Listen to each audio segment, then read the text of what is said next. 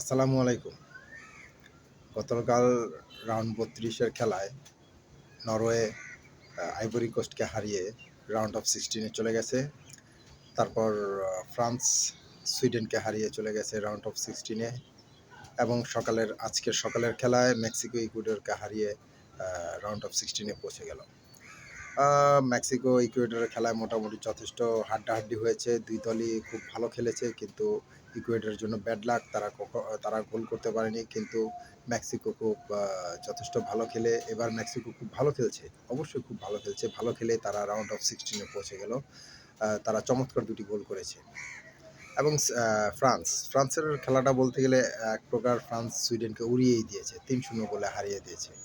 এবং অনেক বিশেষজ্ঞই বলতেছে, ফুটবল বিশেষজ্ঞরাই বলতেছে, এই ফ্রান্সকে থামাবে কে? ফ্রান্সের যা গতি এবং তাদের যে স্কিল, এই ফ্রান্সকে কে থামাবে?